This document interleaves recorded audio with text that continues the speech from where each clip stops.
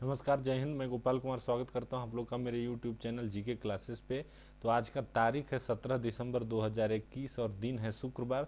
तो शुरू करते हैं आज का सेशन। और आज के सेशन का पहला सेक्शन जो इतिहास के बारे में, यानी आज ये ऐतिहासिक दृष्टिकोण से कौन कौन सी घटनाएं महत्वपूर्ण हैं। जो पहली महत्वपूर्ण घटना है वो ये है कि आज ही के दिन यानी 17 दिसंबर 2021 को ही तैमूर लंग ने भारत पे आक्रमण किया था। जब भारत पे आक्रमण तैमूर लंग किया था तो उस समय यहाँ तुगलक राजवंश का जो शासन चल रहा था और उस समय तुगलक जो है अपने पतन की ओर थे, अग्रसर थे। तो यानी काफ़ी कमज़ोर थे। उसी का फ़ायदा उठाकर तैमूर लंग ने भारत पे आक्रमण किया। और ये भारत पे आक्रमण करने का उद्देश्य तैमूर लंग का जो भारत को कब्जा में लेना और भारत पे शासन करना, ऐसा कुछ नहीं था। यहाँ पे सिर्फ जो आक्रमण करने का उद्देश्य था, यहाँ का जो संपत्ति है, यहाँ की जो सेनाएं हैं उसको लूटना और यहाँ के मंदिरों को तबाह करना। इसी क्रम में इसने आक्रमण किया था। इसने अपना जो है एक आत्मकथा लिखा है जिसका नाम है तुजुके तैमूरी।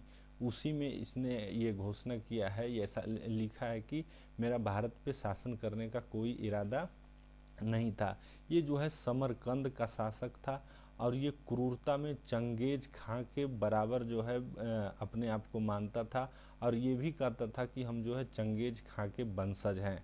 और एक काफ़ी क्रूर शासक था। दिल्ली में जब इसने आक्रमण किया और दिल्ली पे लगभग 15 से 20 दिन तक कब्जा रखा दिल्ली पे, उस दौरान वहाँ काफ़ी लूट खसोट मचाया और जितना तरह की क्रूरता हो सकता है सारी क्रूरता की हदें को पार कर गया था।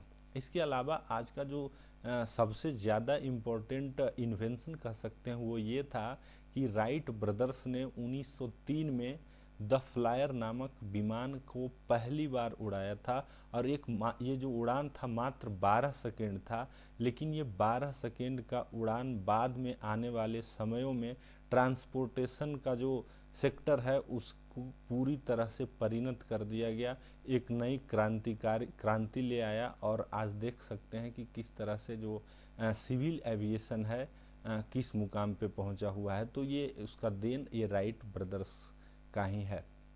अगला जो इम्पोर्टेंट है वो ये है कि आज ही के दिन भगत सिंह, राजगुरु और सुखदेव ने 1928 में लाला लाजपत राय पे जो लाठी चार्ज करने का आदेश दिया था सैंडर्स, उनकी ये हत्या कर दिए थे। बाद में हालांकि भगत सिंह, राजगुरु, सुखदेव को इसी के कारण फांसी भी दे दिया गया था। तो लाला लाजपत राय के बारे में जान लेते हैं। लाला लाजपत राय जो भारत में त्रिमूर्ति के नाम से जो जाना जाता है, लाल, बाल और पाल, उनमें से लाल थे, यानी लाला लाजपत राय, गंगाधर तिलक और बिपिन चंद्र पाल। तो ये लाला लाजपत राय जो थे 1928 में जो भारत में साइमन कमीशन आ रहा था, साइमन कमीशन का गठन जो ब्रिटेन गवर्नमेंट, ब्रिटिश की सरकार ने की थी भारत में संवैधानिक सुधारों के लिए, जॉर्ज साइमन इसके चेयरमैन थे। इसका जो गठन 1927 में हुआ था और 1928 में भारत आए थे।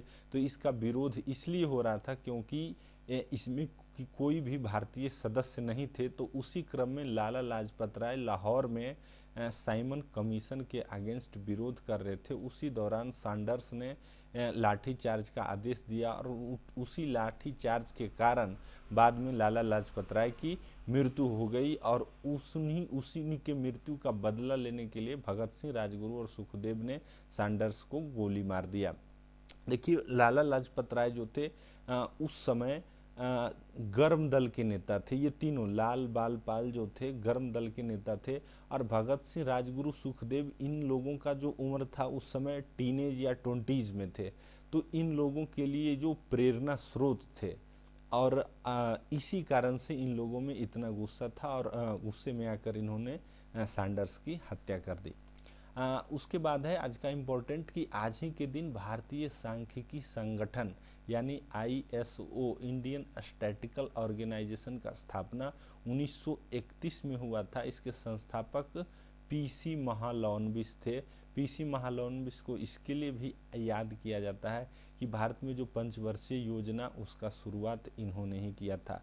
जो पंचवर्षीय योजना है उसका जो अनुकरण किया गया था वो रसिया से किया गया था। बढ़ते हैं आज का दूसरा सेक्शन यानी करंट अफेयर सेक्शन की ओर। तो आज का पहला करंट अफेयर है कि मनोहरी गोल्ड निम्नलिखित में से किस राज्य के चाय की दुर्लभ किस्म है? असम, पश्चिम बंगाल, आंध्र प्रदेश या कर्नाटक? तो इसका सही आंसर है कर्नाटक। कर्नाटक का ये ब्रांड है मनोहरी गोल्ड टी। जैसा आप मार्केट में देखते होंगे आसाम गोल्ड, तो इसका नाम है मनोहरी गोल्ड। ये इसका अभी हाल ही में नीलामी हुआ और सोचिए इसका जो ऑक्शन कीमत जो मैक्सिमम गया 99,000 पर केजी, 99,000 पर केजी इसका हुआ, यानी अप्रॉक्सीमेटली 1 लाख। इसलिए ये जो है, क्योंकि इसका जो प्रोडक्शन उतना मात्रा में नहीं होता है, कम प्रोडक्शन है, लेकिन क्वालिटी हाई होने के कारण इसका डिमांड ज़्यादा है, इसलिए इसका ऑक्शन किया जाता है, नीलामी किया जाता है। तो ये याद रखिए, इम्पोर्टेंट है एग्जाम के दृष्टिकोण से मनोहरी गोल्ड। पश्चिम बंगाल में जो चाय उत्पादन के लिए फेमस है वो है दार्जिलिंग। आंध्र प्रदेश का एक जगह है अराकू, जिसको अराकू वैली के नाम से भी जानते हैं। अराकू वैली जो है कॉफ़ी के लिए फेमस है, उसको अराकू कॉफ़ी भी बोलते हैं। कर्नाटक जो है, कर्नाटक फेमस है किस चीज़ के लिए? कॉफ़ी के लिए। सबसे ज़्यादा कॉफ़ी का प्रोडक्शन कर्नाटक में ही होता है। अब असम है तो असम के बारे में जान लेते हैं। असम के मुख्यमंत्री हैं हेमंत बिस्व शर्मा और वहाँ के गवर्नर हैं जगदीश मुखी। पश्चिम बंगाल की चीफ मिनिस्टर है ममता बनर्जी और यहाँ के गवर्नर हैं जगदीप धनखड़। आंध्र प्रदेश के chief minister YS Jagan Mohan Reddy और यहाँ के गवर्नर हैं विश्वभूषण हरिचंदन। कर्नाटक के मुख्यमंत्री हैं बासवराज बोम्मई और यहाँ के गवर्नर हैं थावरचंद गहलोत। बढ़ते हैं आज के अगले क्वेश्चन में। तो आज का अगला क्वेश्चन है, प्राइड, प्रिजुडिस एंड प्यूडिट्री नामक पुस्तक के लेखक कौन हैं? शशि थरूर, नरोत्तम सेक्सरिया, मारूफ रजा या गौतम चिंतामणि? तो इसका जो सही आंसर है वो शशि थरूर। शशि थरूर के द्वारा हाल ही में ये बुक लिखा गया है और ये लॉन्च हुआ है अभी हाल ही में, इसलिए इसको याद रखिए। और शशि थरूर चूँकि वर्तमान में एमपी है, ये केरल के कोझिकोड से जो है चुनाव लड़ते हैं और एमपी है। इसके अलावे फॉरेन अफेयर्स का जो पार्लियामेंट्री कमेटी होता है उसके चेयरमैन भी है शशि थरूर। इसके अलावे ये जो है अपना करियर एज ए डिप्लोमेट शुरू किए थे, यानी ये पूर्व राजनयिक भी हैं। उसके बाद इन्होंने त्यागपत्र दिया। उस कांग्रेस के सरकार में ये जो है HRD ministry, human resource and development ministry के का पद भी संभाल चुके हैं। तो काफ़ी महत्वपूर्ण है, काफ़ी पढ़े लिखे हैं। ये अपने इंग्लिश शब्दों के लिए जाने जाते हैं, पुराने शब्दों के इस्तेमाल के लिए। शशि थरूर का इनके अलावा एक और बुक जो फेमस है, an era of darkness. An era of darkness इनके द्वारा एक फेमस बुक लिखा गया है, जिसमें ये बताए हैं कि अंग्रेज़ों ने किस तरह से भारत को लूटा। नरोत्तम सेक्सरिया जो हैं ये हैं अंबुजा सीमेंट के संस्थापक हैं और इन्होंने ही एक बुक लिखी है स्टोरी ऑफ अंबुजा। मरूफ रजा जो हैं अभी हाल ही में इनके द्वारा भी एक बुक लिखा गया है India and China border dispute के बारे में। गौतम चिंतामणि का जो अभी फेमस बुक है, अभी जो चर्चा में है, वो मोदी गवर्नमेंट के बारे में है, जो second term roller coaster year of Modi government. तो इस क्वेश्चन से इतना। बढ़ते हैं अगले क्वेश्चन की ओर। अगला क्वेश्चन है, भारत अंतर्राष्ट्रीय विज्ञान उत्सव यानी इंडियन इंटरनेशनल साइंस फेस्टिवल का 7वां संस्करण निम्नलिखित में से किस शहर में शुरू हुआ? नई दिल्ली, पणजी, भुवनेश्वर या पुडुचेरी? तो इसका सही आंसर है पणजी। ये कहाँ है? तो ये गोवा में है। नई दिल्ली में सबसे पहला जो हुआ था IISF Indian international science festival, वो हुआ था। ये पहला कब शुरुआत किया गया था? तो इसका 2015 में मोदी सरकार आने के बाद इसका जो शुरुआत किया गया था और इसका मुख्य उद्देश्य ये है कि जो इंडियन ट्रेडिशनल साइंस है उसको किस तरह से मेन स्ट्रीम में लाया जाए। अब भुवनेश्वर है, तो भुवनेश्वर में अभी हाल ही में कुछ दिन पहले भारत में पहला योगा चैंपियनशिप जो है आयोजित किया गया था, योगा को एज ए स्पोर्ट्स के रूप में कंसीडर करने के लिए और बढ़ावा देने के लिए। ये पुदुचेरी है। पुदुचेरी के बारे में हम लोग कल पढ़े थे। ये एक खुद में डिस्ट्रिक्ट भी है और यूनियन टेरिटरीज भी है। पुदुचेरी के अंदर जो है 4 डिस्ट्रिक्ट आते हैं, माहे, कराईकल, एनम और एक खुद पुडुचेरी। तो माहे जो है ये केरला में स्थित है, एनम जो है वो आंध्र प्रदेश में स्थित है और कराईकल और पुदुचेरी तमिलनाडु में स्थित है। इससे बार बार क्वेश्चन कई कई एग्जामिनेशन में पूछा गया है कि कौन सा डिस्ट्रिक्ट कौन सा स्टेट में अवस्थित है। हाँ, इसमें एक और जान लीजिए कि इस बार जो भारतीय अंतर्राष्ट्रीय विज्ञान उत्सव मनाया जा रहा है 7वां, इसका थीम क्या है? तो इसका थीम है celebrating creativity in science, technology and innovation for prosperous India. बढ़ते हैं अगला क्वेश्चन। तो अगला क्वेश्चन है, उत्तराखंड के किस वन्य जीव अभ्यारण्य को इको सेंसिटिव जोन घोषित किया गया है? राजाजी वन अभ्यारण्य, कॉर्बेट वन नेशनल पार्क, स्कॉट वन्यजीव अभ्यारण्य या फिर बैंगन वन्यजीव अभ्यारण्य? तो इसका सही आंसर है स्कॉट वन्यजीव अभ्यारण्य। वन्यजीव अभ्यारण्य को ही वाइल्ड लाइफ सेंचुरी के नाम से भी इसको जानते हैं। और नेशनल पार्क जो ये होता है, ये वाइल्ड लाइफ सेंचुरी का ही एक पार्टिकुलर हिस्सा होता है, एक पोर्शन होता है जिसको नेशनल पार्क घोषित किया जाता है। नेशनल पार्क जो है इसका एक डिफाइंड बाउंड्री होता है और इसको स्पेशल प्रोटेक्शन मिलता है। तो ये जो चारों अभ्यारण्य हैं, ये चारों भी याद रखिए ये उत्तराखंड में ही अवस्थित है, राजाजी, कॉर्बेट, स्कॉट और बैंगन। तो इस क्वेश्चन से इतना बढ़ते हैं। हाँ, ये इको सेंसिटिव जोन डिक्लेयर करने का पावर किसके पास है, कौन ये करती है? तो जो ministry of environment and forest के अंदर होता है, यानी पर्यावरण व वन मंत्रालय के अंदर जो कि अभी हैं भूपेंद्र यादव। अब इको सेंसिटिव जोन घोषित कर देने का फ़ायदा ये होता है कि उस पार्टिकुलर एरिया में जो ह्यूमन इंटरफेरेंस है वो काफ़ी कम जाता है, जिसके कारण वहाँ का जो फ्लोरा और फौना है उसका प्रॉपर डेवलपमेंट हो सके। अगला क्वेश्चन है, यूनेस्को ने निम्नलिखित में से किस अमूर्त सांस्कृतिक विरासत, जिसको कि इंग्लिश में इंटेंजिबल कल्चरल हेरिटेज के रूप में कहते हैं, के रूप में मान्यता दी है? यानी अमूर्त सांस्कृतिक विरासत के रूप में किसको मान्यता दी है? कुंभ मेला, रामलीला, कोलकाता का दुर्गा पूजा या फिर योगा? तो इसका जो सही आंसर है वो कोलकाता का दुर्गा पूजा। देखिए, दुर्गा पूजा तो थ्रू आउट द कंट्री होता है, पूरे भारत में होता है, लेकिन कोलकाता में इसको खास तरीके से और बड़े धूमधाम से मनाया जाता है।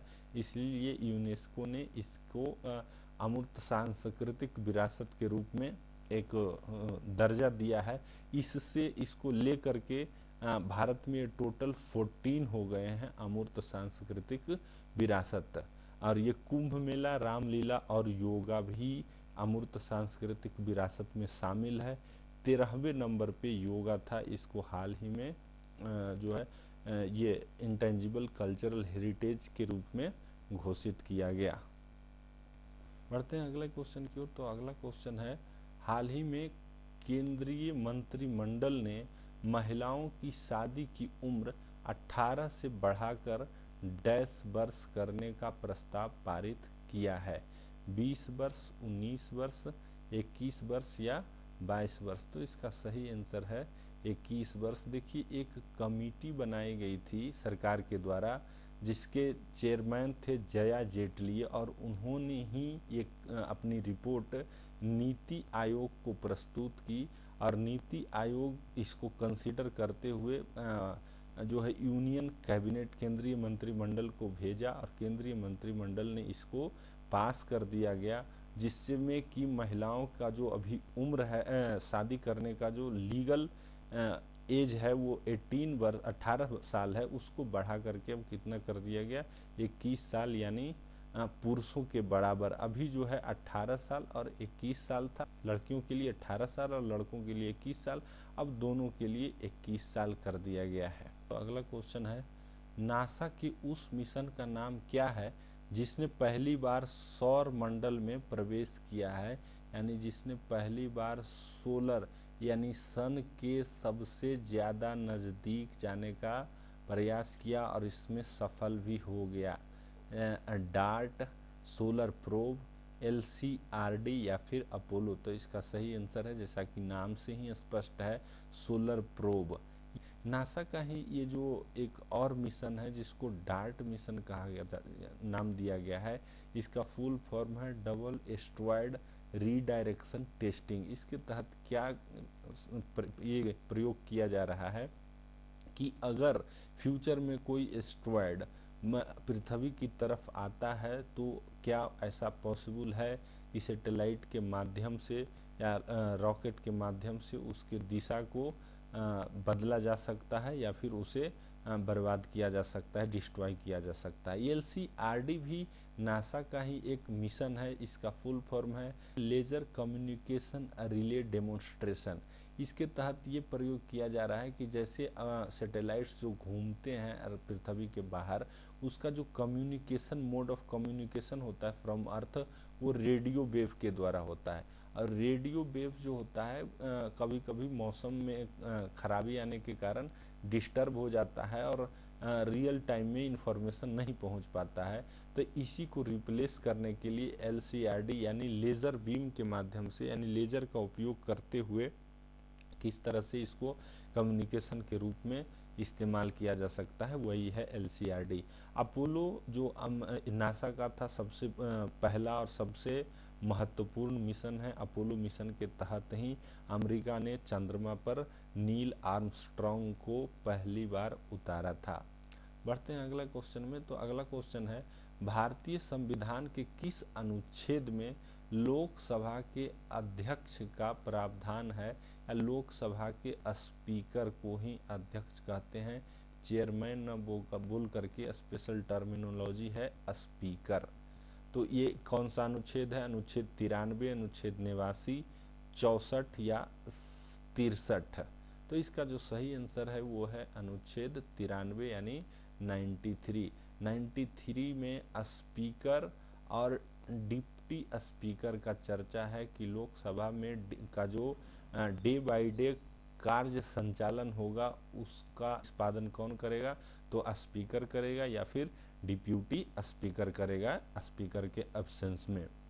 89 में क्या है?